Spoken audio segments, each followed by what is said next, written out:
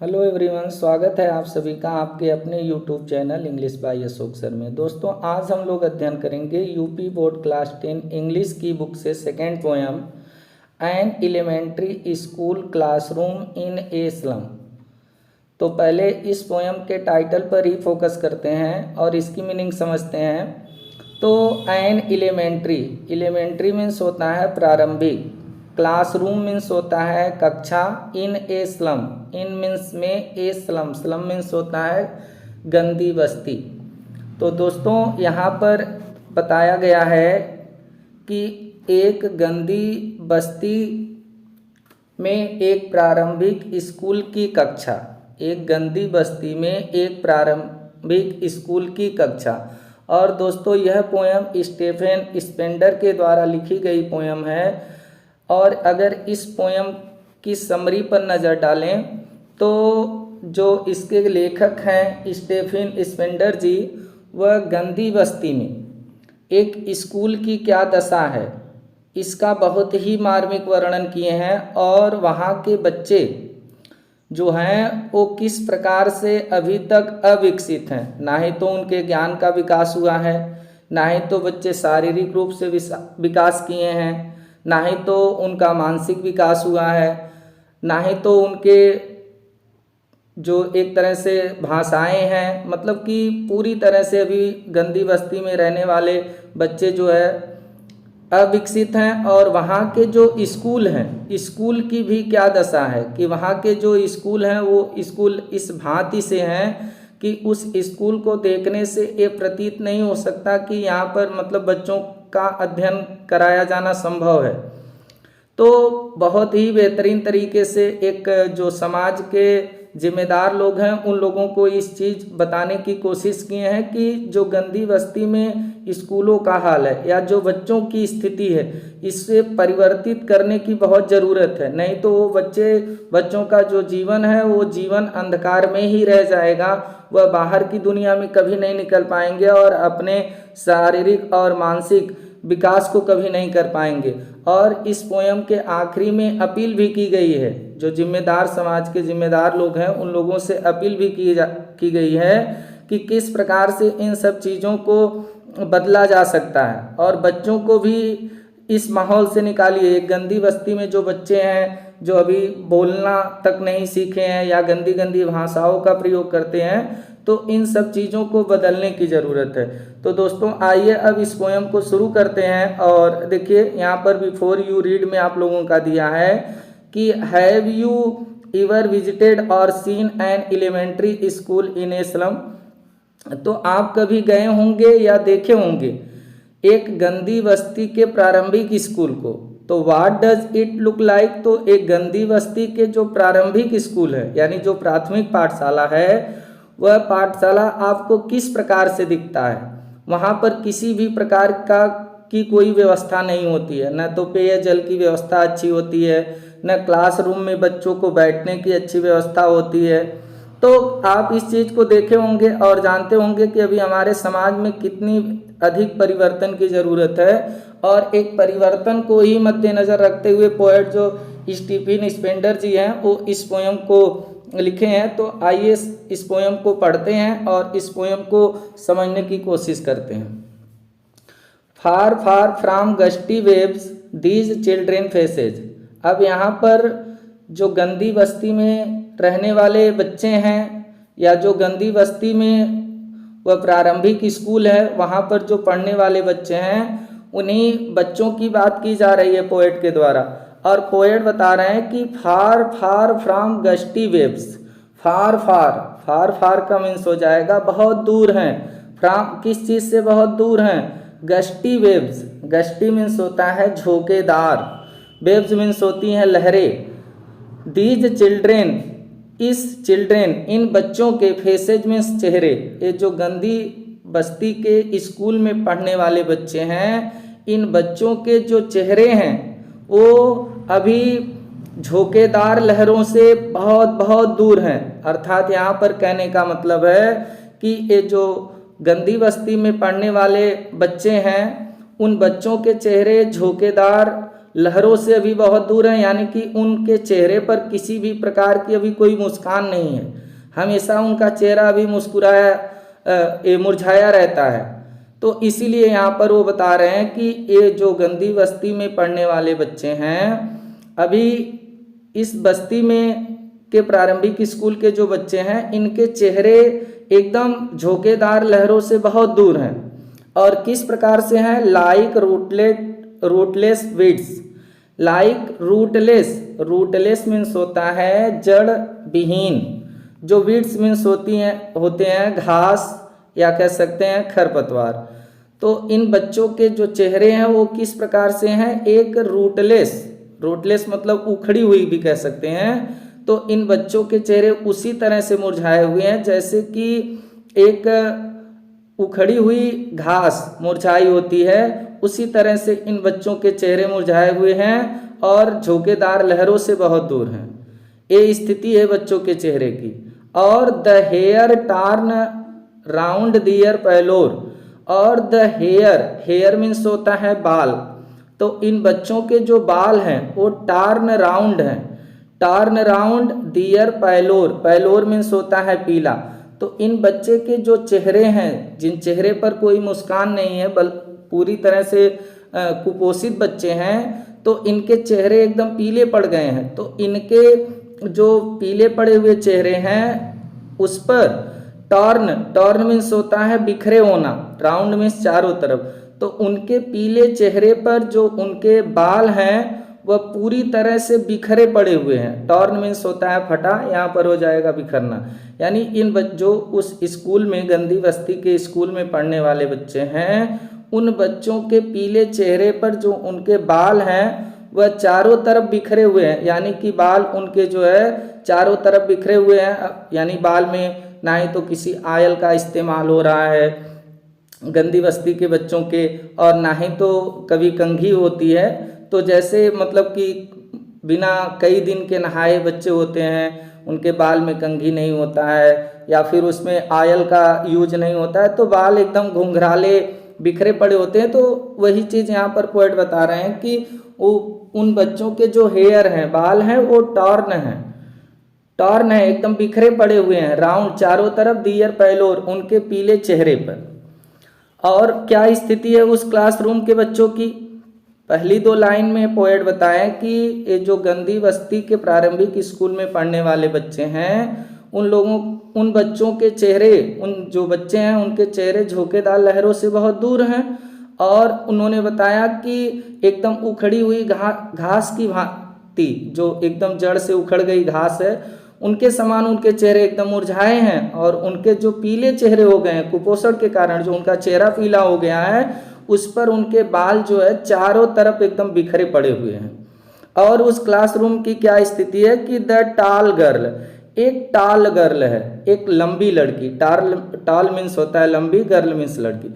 और उसी क्लासरूम में एक लंबी लड़की है with her weight down head, जो विथ हर वेट मीन्स होता है वजन, डाउन हेड, डाउन मीन्स नीचे, हेड मीन्स होता है सिर, जिसका वजन के कारण, या यहाँ पर वेट डाउन का मतलब हम लोग निराशा भी कह सकते हैं। तो उसी क्लासरूम में एक लंबी लड़की है जिसका निराशा के कारण सिर झुका हुआ है, नीचे की तरफ उसका सिर झुका हुआ है।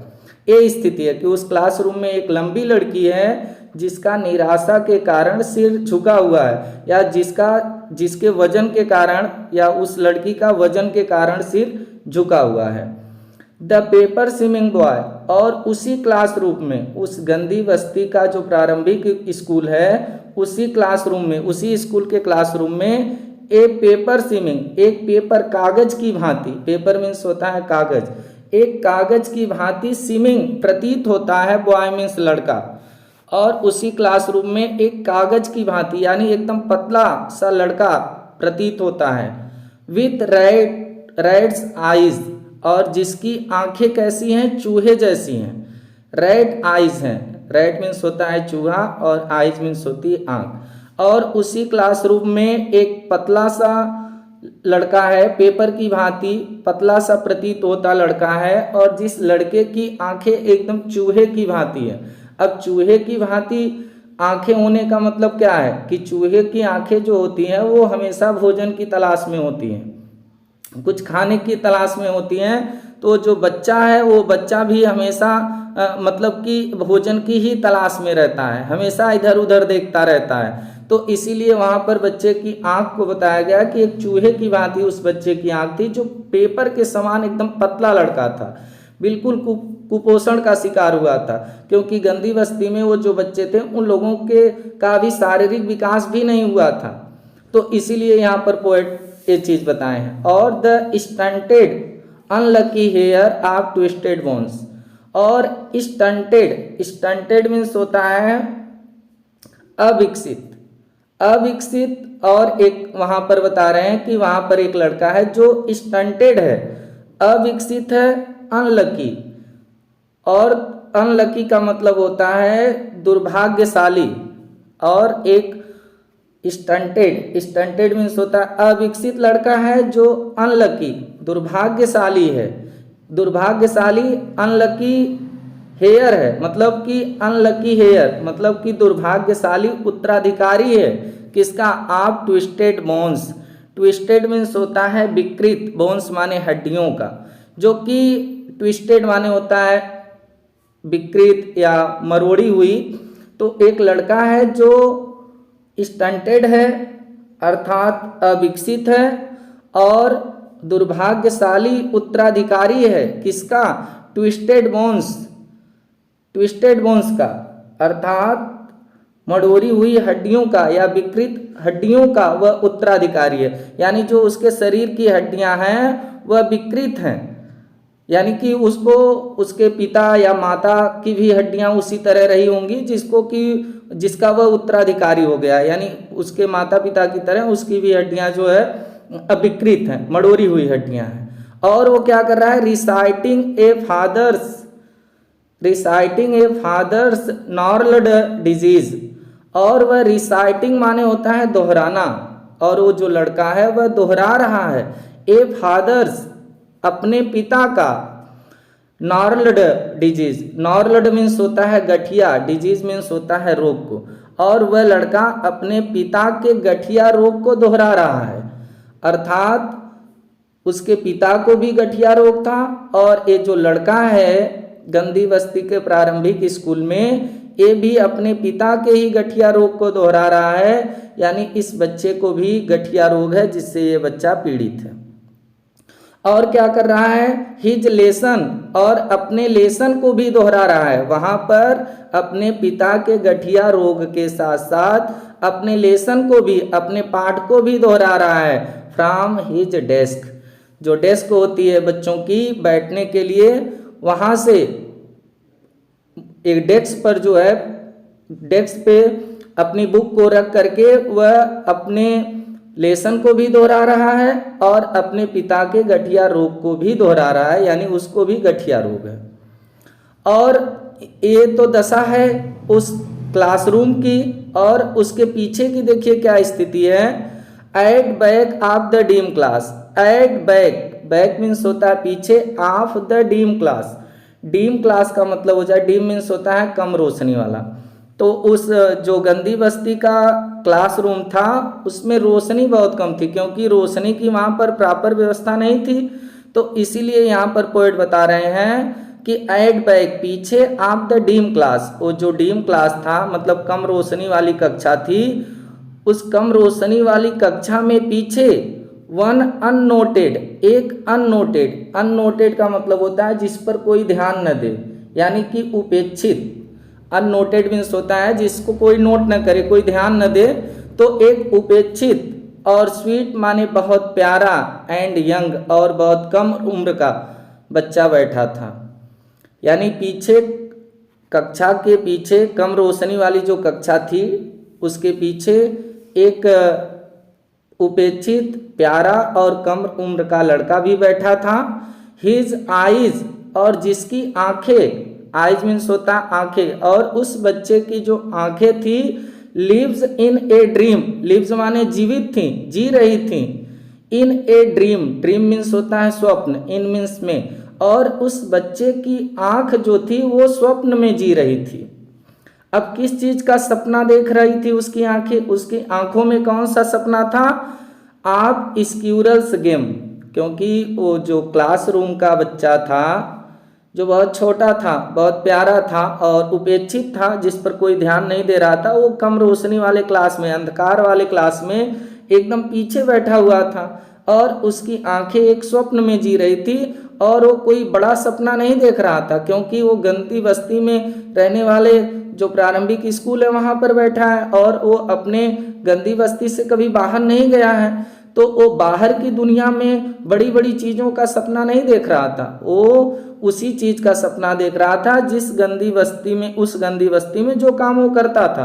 तो वो सपना क्या देख रहा था कि his eyes lives in a dream, उसकी आंखों में एक स्वप्न चल रहा था, एक स्वप्न में वो जी रहा था और वो सपना था आप स्क्यूरल्स गेम, गिलहरी, स्क्यूरल मीन्स होता है गिलहरी के, गेम मीन्स खेल का। उसकी आंख में केवल गिलहरी के खेल का सपना चल रहा था और वो गिलहरी के खेल का जो स्वप्न था वो गिलहरी कहाँ खेल रही थी? In tree room. और in tree room, tree room का मतलब यहाँ पर आप लोग समझिएगा कि कभी कभी पेड़ में कुछ एक तरह से कह लीजिए कि घोंसले टाइप के गिलहरी जगह बना देती है और गिलहरी जा करके उसमें रहती है, फिर उसमें से निकलती है, तो पेड़ को ही छेद करके एक स्थान बना दिया जाता है, उसी को ट्री रूम कहते हैं। तो वो ट्री रूम में वह गिलहरी खेल रही थी और उसी का सपना उस बच्चे की आंख में चल रहा था। Other than this, other than this मतलब इन सब के अलावा, अदर देन दिस इन सब से अलग, यानी इस पूरे क्लासरूम से अलग उस बच्चे के आंखों में यही सपना चल रहा था कि किसका? गिलहरी के खेल का। तो उम्मीद करते हैं कि दोस्तों ये पहली स्टेंजा आप लोगों को समझ में आई होगी। आइए मूव करते हैं इस पोयम की सेकेंड स्टेंजा में। अब देखिए क्लासरूम की स्थिति तो पोएट यहाँ पर बता दिए कि उस स्लम के जो प्राथमिक स्कूल हैं उसमें उसकी जो कक्षा है, कक्षा में बच्चों का क्या हाल है, वहाँ के बच्चे किस प्रकार से हैं, एक नज़र अगर डालें तो वहाँ के बच्चों का जो चेहरा है वह हवादार या कह लीजिए कि झोंकेदार लहरों से बहुत दूर है। उनके चेहरे एकदम मुरझाए हुए, एकदम उखड़ी हुई घास की भांति हैं। उनके पीले जो है चेहरे पर बाल उनके एकदम चारों तरफ बिखरे पड़े हैं। क्लासरूम में एक लंबी सी लड़की है जिसका निराशा के कारण सिर झुक गया है। पेपर कागज की तरह एक बच्चा प्रतीत हो रहा है जिसकी चूहे जैसी आंखें हैं। एक स्टंटेड वहाँ पर अविकसित और दुर्भाग्यशाली उत्तराधिकारी है विकृत हड्डियों का लड़का जो अपने पिता के गठिया बीमारी को दोहरा रहा है और पीछे डेस्क पर बैठ करके अपने लेसन को दोहरा रहा है। और इन सब से पीछे एक कम रोशनी वाले क्लास में एक उपेक्षित बच्चा है जो बहुत प्यारा और कम उम्र का है। उसकी आंख में एक ही स्वप्न चल रहा है गिलहरी के खेल का। और ट्री रूम में इन सब से एकदम हट करके उस बच्चे का सपना था। अदर देन दिस का मतलब हो जाएगा इन सब से अलावा या इस माहौल से अलग कह लीजिए। अब ये तो हो गया बच्चों का हाल। अब देखिए क्लासरूम का क्या हाल है। जो क्लासरूम है जहाँ पर बच्चे जाते हैं अध्ययन करने के लिए, जहाँ पर बैठते हैं, तो अंदर का क्या हाल है। अभी आप लोग देखते होंगे कि जो प्राइवेट स्कूल हैं, पूर्ण रूप से विकसित स्कूल हैं, तो वहाँ पर क्लासरूम में आप चले जाइए तो आपको ऐसा लगेगा कि मतलब कोई स्कूल है। इतना खूबसूरत वहाँ पर सजावट रहेगी, सब चीज़ें इतनी डेवलप रहेंगी कि वहाँ पर एक अलग माहौल मिलेगा। लेकिन यहाँ जो गंदी बस्ती में क्लासरूम है वहाँ की क्या स्थिति है, इसका वर्णन इस स्टेंजा में पोएट किए हैं। तो आइए इसको देखते हैं। ऑन शोर क्रीम वॉल्स डोनेशंस। ऑन शोर, शोर मीन्स होता है खट्टा, क्रीम मीन्स होता है मक्खन की भांति, वॉल्स मीन्स दीवारें। अब वहाँ पर क्लासरूम की जो दीवारें हैं उसका वर्णन करते हुए कवि देखिए क्या कह रहे हैं कि ऑन शोर क्रीम वॉल्स, मतलब कि जो क्रीम वॉल्स हैं, यहाँ पर शोर मीन्स होता है खट्टा, यहाँ पर हो जाएगा भद्दा, और क्रीम जो मक्खन होता है तो यहाँ पर इसकी मीनिंग हो जाएगी पीली।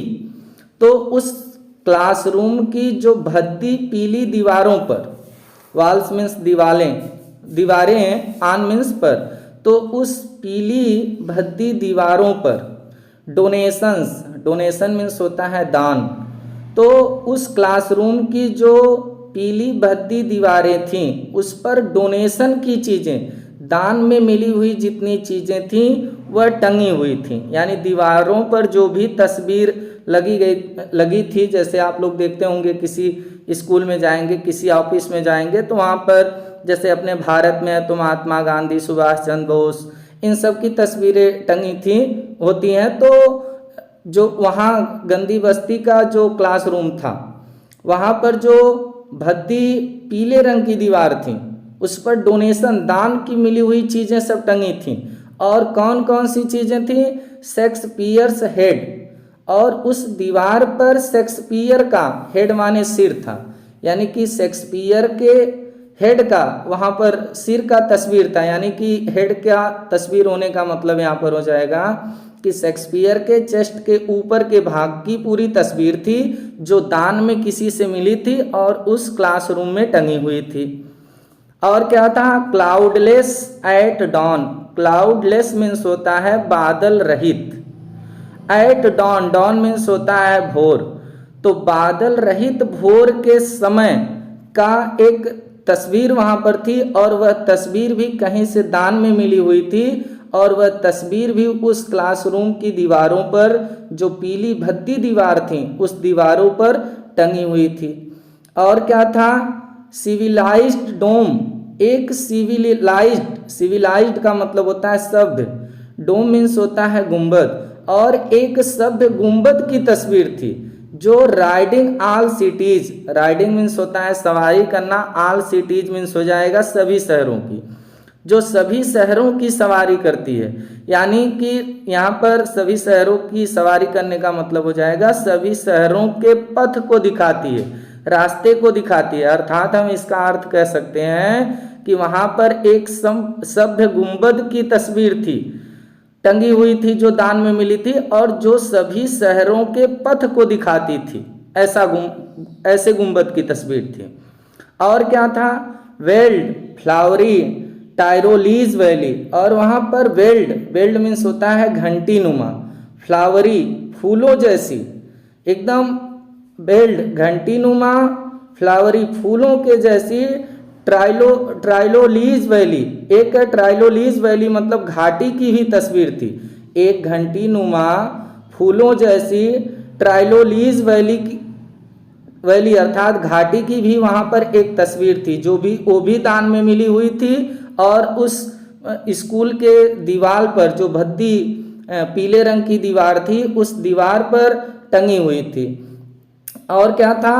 Open hand map, open handed का मतलब होता है मुक्त हस्त वाला, एकदम खुले हस्त वाला, मतलब जिस मैप को, जिस नक्शे को आप हाथों से खोल दें, पूरा फैला करके उसको देख लें, तो ऐसा नक्शा था, एक मुक्त हस्त वाला यानी खुले हाथों वाला, हाथ से जिस नक्शे को खोल दिया जाए पूरा खुल जाए, ऐसा नक्शा था जो एवार्डिंग द वर्ल्ड, जो संसार को दिखा रहा था, इट्स वर्ल्ड, और उनके भी संसार को दिखा रहा था, ऐसा वहाँ पर खुले हस्त वाला एक नक्शा था।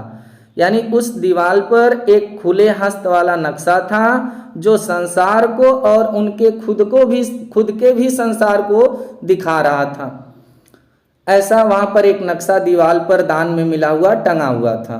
अब आगे एंड एट, तो भी, for these children, for means के लिए, दीज इन चिल्ड्रेन माने बच्चों के लिए, तो भी इन बच्चों के लिए, दीज विंडोज एक खिड़कियां, not this map their world, यानी यहां पर समझिएगा कि इन बच्चों के लिए दीज विंडोज एक खिड़कियां, दियर वर्ल्ड उनका संसार थी, नॉट दिस मैप, यह मैप जो था, ये नक्शा जो था, ये उनका संसार नहीं था। अर्थात यहाँ पर वो जो नक्शा था उस नक्शे में जिस स्थान का वर्णन किया गया था उस स्थान को बच्चे कभी देखे ही नहीं थे, कभी सुने ही नहीं थे, या जो भी स्थान उस नक्शे में पूरे वर्ल्ड का जो दिखाया गया था तो बच्चे कभी देखे ही नहीं है, तो उनके लिए उनका कोई मतलब नहीं था। बच्चे मतलब सुबह उठना, स्कूल जाना, खिड़कियों में, यहाँ पर विंडोज़ मतलब वही स्कूल की खिड़कियाँ, तो उसी स्कूल में बैठना, फिर अपने जो है बस्ती में चले आना।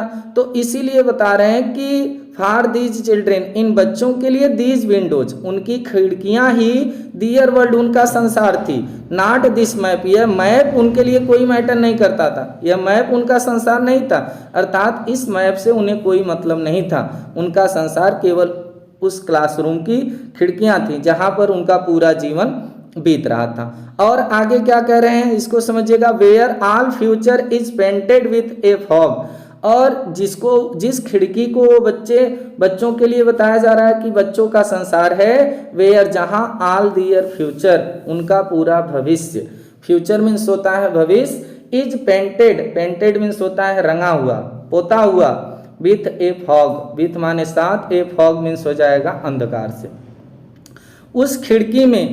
उस खिड़की को बच्चों का संसार बताया जा रहा है, जिस खिड़की में, जहां पर उनका पूरा फ्यूचर, पूरा भविष्य जो है वह अंधकार से पोता हुआ है या अंधकार में एकदम लिपटा हुआ है, यही उनका संसार है, ये मैप उनका संसार नहीं है।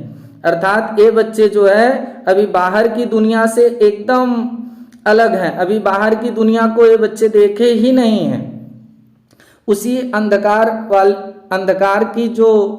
में जो क्लासरूम है, बस वही उनका जीवन है, और बच्चे अभी उसी के बारे में जानते हैं, उससे परे होकर के, उससे हट करके बच्चों को कुछ नहीं पता है। आगे क्या बता रहे हैं, ए नैरो स्ट्रीट, और ए नैरो, एक जो नैरो माने पतली, एकदम संकीर्ण, जो स्ट्रीट है, गलियां हैं, स्ट्रीट मीन्स होता है गली, जो पतली गली है वो भी क्या हो चुकी है, सील्ड कर दिया गया है। उस गंदी बस्ती में जो पतली सड़कें हैं, गलियां हैं, जो उनको भी सील्ड कर दिया गया है, बंद हैं, सील्ड मीन्स होता है बंद होना, बंद हैं, in with a lead sky, lead sky का मतलब हो जाएगा कांच के आसमान से, यानी कि जैसे कोई आसमान है और आसमान में कांच लगा दिया जाए, तो कांच से कोई भी प्रकाश जो है नीचे नहीं आएगा, उसको एक कांच जो है वो पूरे प्रकाश को ढक लेगा। तो वही बता रहे हैं कि इन बच्चों की जो पतली गलियां हैं, वह ऐसा प्रतीत होता है कि कांच के आसमान से बंद कर दी गई हों, यानी पूरी तरह से इन लोगों की गलियों में अंधेरा है। फार फार फ्रॉम रिवर्स, और ये बच्चे फार फार बहुत दूर हैं, फ्रॉम रिवर्स, नदियों से। अभी तक बच्चे जो हैं गंदी बस्ती में रहने वाले जो बच्चे हैं, ये बच्चे जो हैं वह नदियों से बहुत दूर हैं, नदियां नहीं देखे हैं, नदियों से बहुत दूर हैं। कैब्स मीन्स होता है अंतरीप, और ये बच्चे अंतरीपों से भी बहुत दूर हैं। एंड स्टार्स ऑफ वर्ड, और शब्दों के, स्टार्स मीन्स तारों से, वर्ड मीन्स होता है शब्द, वर्ड्स शब्दों के तारों से भी ये बच्चे बहुत दूर हैं। अब यहाँ पर शब्दों के तारों से क्या मतलब हो जाएगा कि आज के मॉडर्न युग में या आज के समय में कह लीजिए कि छोटे छोटे बच्चे ऐसी ऐसी भाषाएं बोलते हैं कि सुनने वाला एकदम प्रफुल्लित हो जाए। लेकिन ये बच्चे जो हैं अभी गंदी बस्ती में रहने वाले बच्चे हैं, ये लोग जो है गाली गलौज के अलावा कुछ नहीं सीखे हैं। मतलब कि अभी भी शब्दों के जो तारे हैं, यानी जो अच्छे अच्छे वर्ड हैं, इन शब्द से भी ये बच्चे बहुत दूर हैं। इसीलिए इस लाइन में पोएट बता रहे हैं कि फार फ्रॉम रिवर्स, ये बच्चे नदियों से दूर हैं, कैप्स अंतरीपों से बहुत दूर हैं, एंड स्टार्स ऑफ वर्ड्स, और शब्दों के तारों से भी बहुत दूर हैं। तो इस प्रकार से यहाँ पर हम लोगों ने इतना अध्ययन किया। आगे चलते हैं, देखते हैं क्या बता रहे हैं पोएट। अब देखिए पोएट इसमें बता रहे हैं कि श्योरली, निश्चित रूप से, श्योरली मीन्स होता है निश्चित रूप से, शेक्सपियर इज विक्ड। अब यहाँ पर शेक्सपियर का फिर एक बार वर्णन हुआ है, क्योंकि आप लोग अभी ऊपर पढ़े कि जो क्लासरूम था, क्लासरूम की जो पीली भद्दी दीवारें थीं, उस दीवार पर डोनेशन की मिली हुई चीजें टंगी हुई थी, तो उसमें एक शेक्सपियर की भी तस्वीर थी। तो अब बताइए शेक्सपियर बच्चों के लिए क्या है, विक्ड हैं, दुष्ट हैं, यानी कि घृणास्पद हैं। ये बच्चे जो है बच्चों के लिए श्योरली निश्चित रूप से शेक्सपियर जो है दुष्ट हैं, यानी इनका कोई महत्व नहीं है, क्योंकि वो क्या था, एलिमेंट्री था, एलिमेंट्री क्लासरूम था, मतलब प्राथमिक कक्षा थी, तो 5 तक की ही कक्षा थी। तो 5 तक के बच्चे, वो भी जिनका अभी पूरी तरह से माइंड डेवलप नहीं हुआ है, अभी वो ज्ञान से बहुत दूर है, तो उनके लिए शेक्सपियर का क्या महत्व था। शेक्सपियर का महत्व बड़ी कक्षाओं में होता है। तो शेक्सपियर उनके लिए घृणास्पद थे, यानी कि एकदम दुष्ट हैं, कोई मतलब नहीं है। और the map a bad example, और मैप जो है, जो नक्शा है, वो एक बैड एग्जाम्पल है। इन गंदी बस्ती में रहने वाले बच्चों के लिए मैप का कोई मतलब ही नहीं है। नक्शा, अब उन्हें नक्शे को देखकर वो क्या समझ पाएंगे। अभी एक तो 5 तक के बच्चे हैं, ऊपर से वहाँ पर ज्ञान का अभाव है, माइंड उन लोगों का पूरी तरह से डेवलप नहीं हुआ है। तो वो बता रहे हैं कि मैप भी उन बच्चों के लिए बैड एग्जाम्पल है, एक बुरा उदाहरण है। With ships and sun and love tempting them to steal, और विथ शिप्स, और जो जहाजें हैं, शिप्स मीन्स होता है जहाजें, और जो उस क्लासरूम की दीवारों पर जहाजें हैं, एंड सन, और जो सूर्य की तस्वीर है, एंड लव, और जो प्रेम है। अब लव क्या है, प्रेम क्या है, शेक्सपियर की जो प्रेम गाथा थी, जो शेक्सपियर की तस्वीर के साथ प्रेम गाथा इनकी वहां पर लिखी गई थी, वो सब क्या करते थे, टेम्पटिंग देम, उन बच्चों को ललायित करते थे। टेम्पटिंग का मतलब होता है प्रलोभित करना। तो ये सब चीजें, जो शिप्स थी, जो सन थे, जो लव था शेक्सपियर का, ये सब टेम्पटिंग, प्रलोभित करते थे देम, उन बच्चों को, टू स्टेल, चोरी करने के लिए। ये सब चीजें जो वहां पर थी केवल बच्चों को चोरी करने के लिए प्रलोभित करती थी। बाकी शेक्सपियर भी उनके लिए दुष्ट थे, और मैप भी बुरा उदाहरण था, कोई मतलब नहीं था। और इन सब को जब बच्चे देखते थे तो एक ललायित होते थे। जैसे शिप्स को कभी नहीं देखे हैं, सूर्य को कभी नहीं देखे हैं, सूर्य को देखे होंगे, तो यहाँ पर जो भी चीजें हैं, जो लव है, इन सब चीजों को जब बच्चे देखते थे तो इन सब चीजों से तो वो बहुत दूर है, तो इनको कोई अच्छी चीज समझ करके वो ललायित होते हैं, इनको चोरी करने के लिए वो ललायित होते हैं, प्रलोभित होते हैं। आगे देखिए क्या बता रहे हैं, far lives that slyly turn their cramped holes from fog to endless night. यहाँ पर इस लाइन का अर्थ समझिएगा, पूरी कोशिश करेंगे आप लोगों को समझाने की। फार लिव्स, जीवन के लिए, दैट स्लाइली टर्न, जो स्लाइली मीन्स होता है धूर्तता पूर्वक, टर्न मीन्स बदलता है, चलता है, किसमें, उन लोगों का जीवन धूर्तता पूर्वक चलता है। इन दियर क्रैम्प्ड होल्स, क्रैम्प्ड मीन्स होती है तंग, होल मीन्स हो जाएंगे यहाँ पर खोलियां। अब उस गंदी बस्ती में रहने वाले बच्चों का जो जीवन है वह गंदी खोलियों में, एकदम तंग खोलियों में, छोटी सी खोलियों में, बहुत स्लाइली यानी धूर्तता पूर्वक, टर्न आगे बढ़ता है, चलता है, फ्रॉम फॉग अंधेरे से, टू एंडलेस नाइट अनंत रात तक। उन बच्चों का जो जीवन है उस गंदी बस्ती में वह बहुत धूर्तता पूर्वक वहाँ की तंग खोलियों में, अंधकार से लेकर के, फॉग से लेकर, to endless night, endless means हो जाएगा अनंत रात्रि, एंडलेस मीन्स अनंत, नाइट मीन्स रात्रि।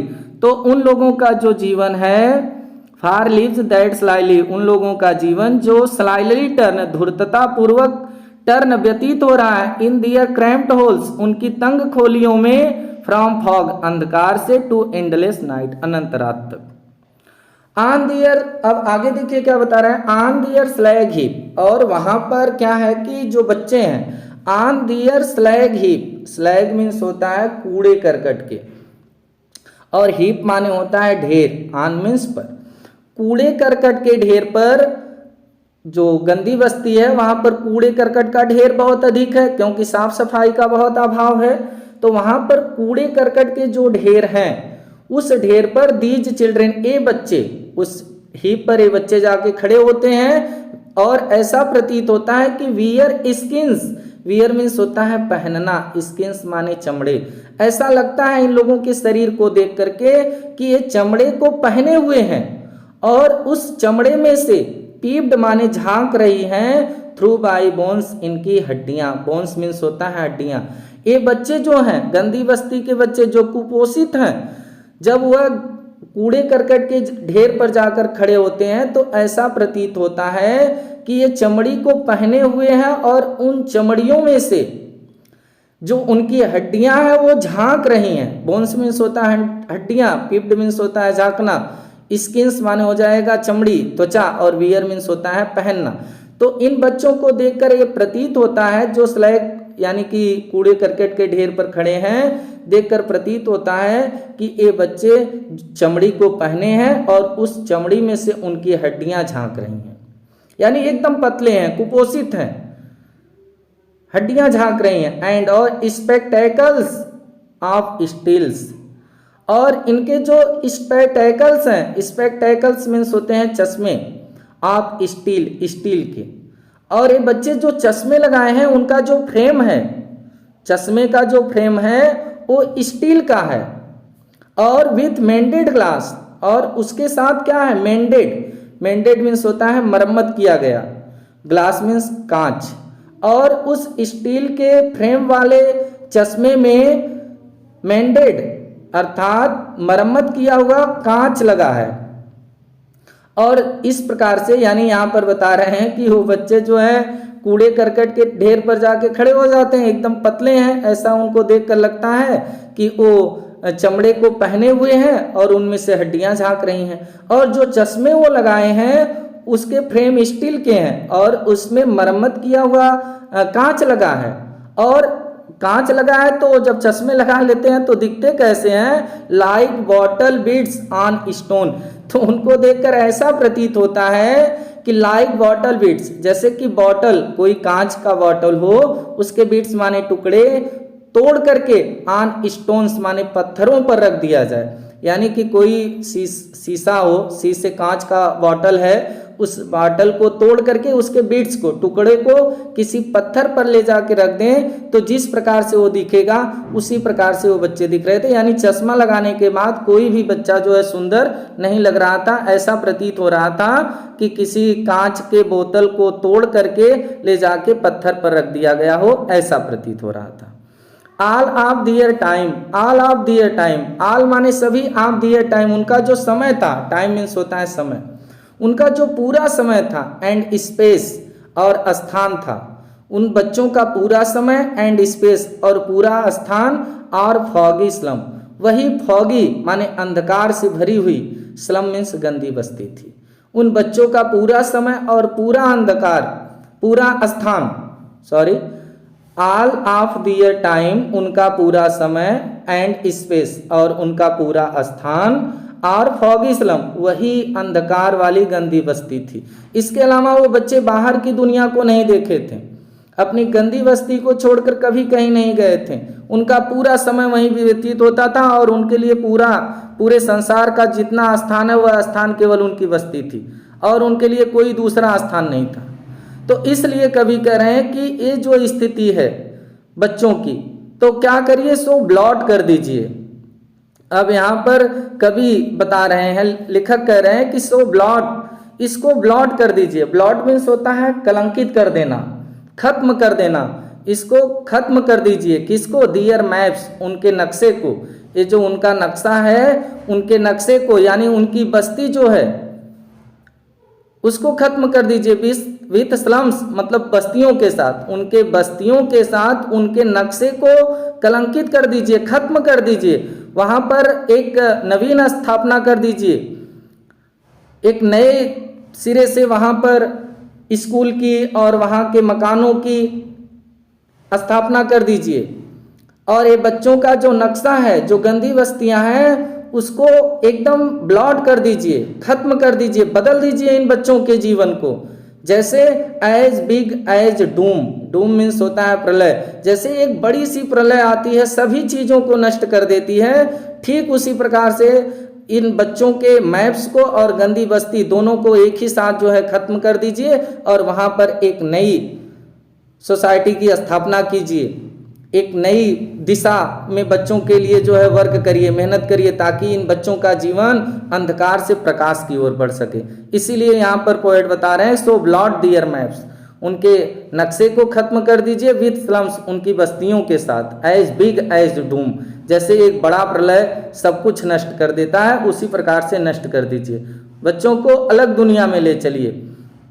अब देखिए आगे क्या कह रहे हैं पोएट, क्या समझाने की कोशिश कर रहे हैं। अनलेस, अनलेस, जब तक, अनलेस मीन्स होता है जब तक गवर्नर, गवर्नर मीन्स यहाँ पर राज्यपाल, जब तक कि राज्यपाल, इंस्पेक्टर, दरोगाजी, विजिटर, आगंतुक, जब तक कि राज्यपाल, दरोगा यानी इंस्पेक्टर निरीक्षक जिनको दरोगा भी कहते हैं, तो जब तक कि राज्यपाल, इंस्पेक्टर, दरोगा जी और विजिटर आगंतुक न आ जाएं, और this map becomes their window, और दिस मैप यह जो नक्शा है वो बिकम्स बन नहीं जाता, दियर विंडो उनकी खिड़की, जब तक ये सब नहीं आ जाते और ये मैप जो है उनका नक्शा जो बना है ये पूरी स्लम गंदी बस्ती, वो इनकी खिड़की न बन जाती।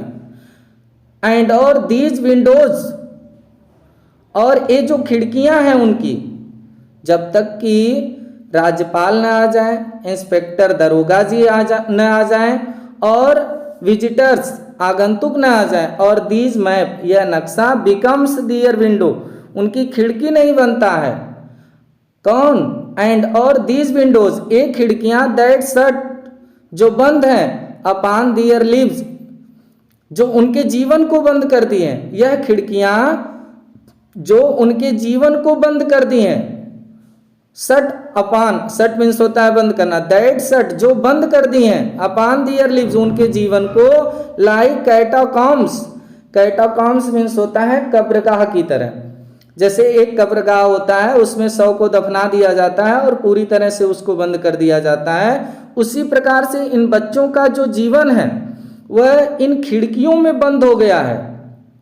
तो जब तक कि राज्यपाल ना आ जाए, दरोगा ना आ जाए, विजिटर ना आ जाए और इनकी खिड़कियों के जो नक्शे हैं इनको बदल दें, क्योंकि इनका जो जीवन है वो क्या हो चुका है, that shut upon their lives, इनका जो जीवन है वो लाइक कैटाकॉम्स एकदम किसकी समान हो गया, कब्र गाह की तरह हो गया है इनका जीवन, यानी इनका जीवन पूरी तरह से अंधकार में बंद है। तो पोएट यहाँ पर कह रहे हैं कि ब्रेक कर दो, ब्रेक तोड़ दो, ओ ब्रेक अरे तोड़ दो, इन लोगों का जो एक कैटाकॉम यानी कब्रगाह में जीवन बंद है इनको तोड़ दो, ब्रेक कर दो, ब्रेक मीन्स होता है तोड़ना, ओ ब्रेक तोड़ दो, ओपन खोल दो, till they break the town और तब तक इसको तोड़ दो, टिल तब तक, दे ब्रेक जब तक कि वे तोड़ न दे, द टाउन माने पूरे कस्बे को, ये जितने जो कस्बा है पूरा मलिन बस्ती है, गंदी बस्ती है, इन पूरी बस्ती के यानी पूरे कस्बे को आप क्या करिए, तोड़ दीजिए, एंड सो द चिल्ड्रेन और इन गंदी बस्ती को तोड़ दीजिए और पूरे कस्बे को तोड़ दीजिए, एंड सो और दिखाइए, सो मीन्स होता है दिखाना, और दिखाइए द चिल्ड्रेन बच्चों को, यहाँ जो गंदी बस्ती में रहने वाले बच्चे हैं जो अभी तक बाहर की दुनिया से परिचित नहीं है, इन बच्चों को दिखाइए टू ग्रीन फील्ड हरे मैदानों को, ग्रीन मीन्स हरे फील्ड माने मैदानों को, और इन बच्चों को भी हरे मैदानों को दिखाइए जो अभी केवल कूड़े करकट के ढेर में अब तक पड़े हैं, इन सब को तोड़ दो, पूरा साफ कर दो, पूरे कस्बे को हटा दो और इन बच्चों को जो है हरे मैदानों को दिखाओ, एंड और मेक दियर वर्ल्ड और उनका संसार बना दो, फिर से मेक माने करना, बना दो, दियर वर्ल्ड उनका संसार बना दो, एक अलग संसार बना दो, एक हरियाली का मैदान इन लोगों को दिखा दो, और run eager on gold sand और रन करें, ये बच्चे भी दौड़ें, रन मीन्स होता है दौड़ना, एजर मीन्स होता है नीला आसमान, और एजर करें ये बच्चे दौड़ें, ऑन किस पर, एक नीले आसमान के नीचे, on gold sand, gold sand means हो जाएगा स्वर्णिम रेत, एकदम सुनहरे सोने के जो रेत बालू हैं, रेत हैं, उन पर ये बच्चे क्या करें, दौड़ें, यानी इन बच्चों को भी हरे मैदानों को दिखा दीजिए, इनके संसार को नया बना दीजिए, और ये बच्चे भी नीले आसमान के नीचे स्वर्णिम रेत में क्या करें, दौड़ें, and let their tongues, tongues means होता है जीभ, और इनके जीभों को रन करने दीजिए, दौड़ने दीजिए, naked into books the white, naked एकदम बाधा रहित होकर के, नेक्ड मीन्स होता है बाधा रहित, वैसे नेक्ड मीन्स बाधा रहित ही कहिएगा, तो यहाँ पर बता रहे हैं पोएट कि इन बच्चों की जो जीभ हैं, इन जीभों को रन नेक्ड एकदम बाधा रहित दौड़ने दीजिए, इनटू बुक्स किताबों में, द वाइट सफेद, सफ़ेद जो किताबें हैं, इन किताबों पर इन बच्चों की जीभों को एकदम बाधा रहित होकर के दौड़ने दीजिए। यानी इन बच्चों को अब सफ़ेद किताबों को पूरी तरह से पढ़ने दीजिए। एंड ग्रीन लीव्स ओपन, और एंड ग्रीन लीव्स ओपन, यहाँ पर ग्रीन लीव्स ओपन का मतलब हो जाएगा खुले हरियाली में, एकदम खुली हरियाली में। ओपन मीन्स हो जाएगा खुली, और ग्रीन लीव्स मीन्स हो जाएगा हरियाली। एकदम खुली हरियाली में इन बच्चों के जीवों को बाधा रहित होकर के सफ़ेद किताबों पर दौड़ने दीजिए। हिस्ट्री द ईयर्स, क्योंकि हिस्ट्री द ईयर्स, इतिहास उन्हीं का होता है। यहाँ पर पोएट बता रहे हैं कि इतिहास उन्हीं का होता है। Whose language is the sun, whose जिसकी लैंग्वेज माने भाषा, इज द सन सूर्य है। इतिहास उसी का होता है जिसकी भाषा सूर्य की तरह होती है, या अर्थात यहाँ पर इतिहास उसी का बनता है जिसकी भाषा सूर्य की तरह होती है। इसका मतलब हो जाएगा कि जो सूर्य की तरह तपता है, इतिहास उसी का बनता है। तो इन बच्चों को सूर्य की तरह तपने दीजिए और खुद इनको इनका इतिहास बनाने दीजिए। इन बच्चों को जो मलिन बस्ती है, जो स्लम है, यहाँ से निकालिए और एकदम खुले आसमान में ले जाइए। एकदम खुला इन लोगों का माहौल दीजिए और पूरी तरह से इन लोगों के जीवन को बदल दीजिए। तब जा करके ये बच्चे अपने इतिहास को बना पाएंगे, एक नया इतिहास बना पाएंगे। तो दोस्तों, इस प्रकार से पोएट जो है हमें क्या बताने की कोशिश किए, इस पोयम के माध्यम से आप लोग पूरी तरह से समझ गए होंगे, हमें उम्मीद है। अगर जहाँ पर ये आप लोगों को न समझ में आई हो तो वीडियो को आप लोग थोड़ा सा बैक करके फिर से 1-2 बार पढ़ने की कोशिश करिएगा। हमें उम्मीद है कि आप लोगों को समझ में आएगी। तो आप लोगों को फिर जो है आप लोगों से हमारी मुलाकात होगी किसी अगले पोयम में, किसी अगले लेसन में। तब तक के लिए नमस्कार।